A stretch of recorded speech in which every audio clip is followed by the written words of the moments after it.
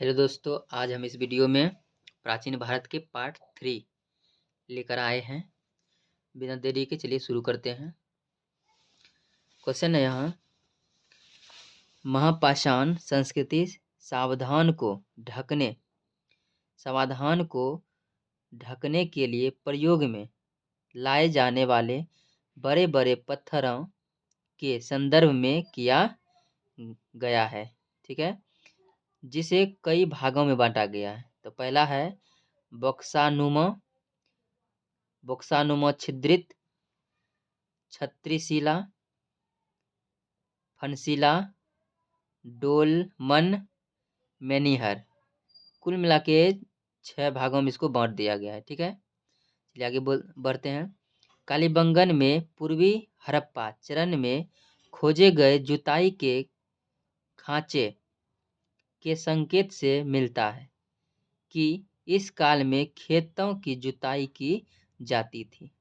ठीक है, कहने मतलब कालीबंगा से क्या प्राप्त हुआ है? खेतों की जुताई होता था। इसका प्रमाण कहाँ मिला है? तो कालीबंगा में मिला है। ठीक है, यहाँ है हड़प्पावासी बैलों और ऊँटों, कौन कौन सा जानवर? बैल और ऊँटों द्वारा खींचे जाने वाले लकड़ी के हल का उपयोग करते थे। ठीक है, आगे सिंधुवासी गेहूं, जौ, चावल, कपास, तिलहन, दलहन, तरबूज, खरबूज आदि का उत्पादन करते थे। ये सब है जो मतलब खाया जाता था उस समय, उस सब का दिया हुआ है।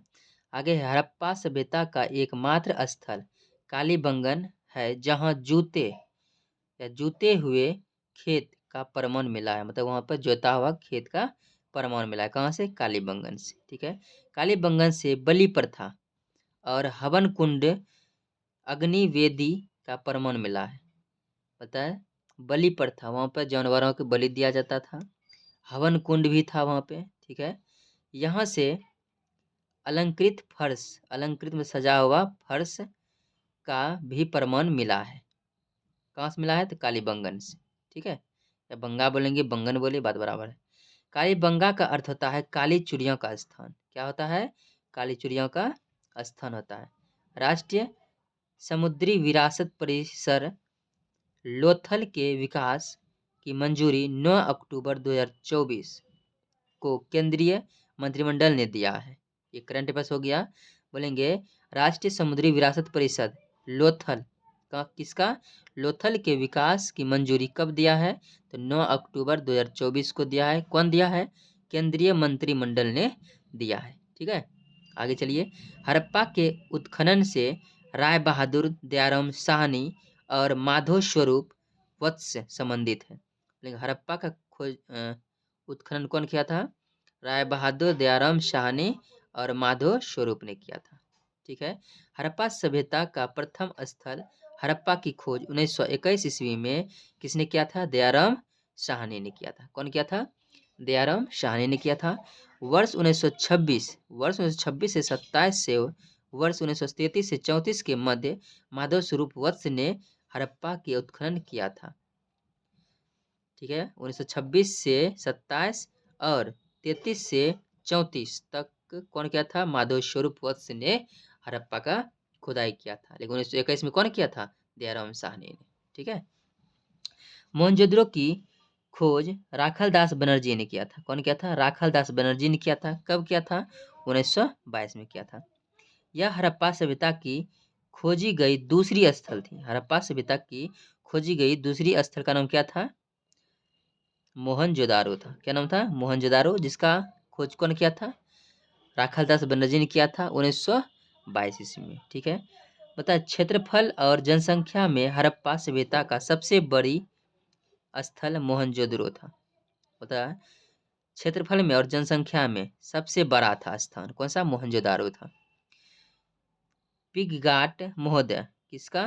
पिगगाट महोदय ने हड़प्पा और मोहनजोदारो को जुड़वा राजधानी कहा था। मोहनजोदारो को क्या कहा था? मोहनजोदारो और हड़प्पा को जुड़वा राजधानी कहा था।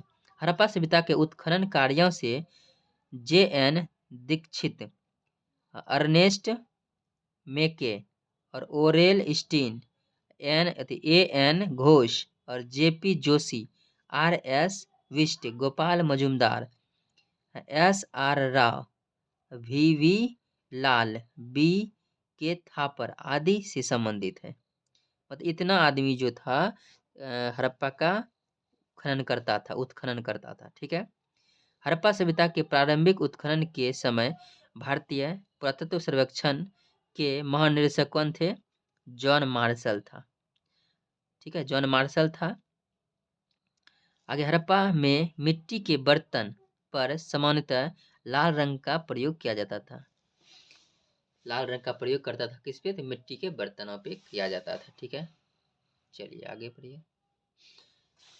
बोलता है भारत में प्राचीन काल के प्रारंभिक काल में लाल और काला रंग के मृद भांड का प्रयोग किया जाता है। लाल और काला रंग का मृद भांड पर प्रयोग करते थे। ठीक है।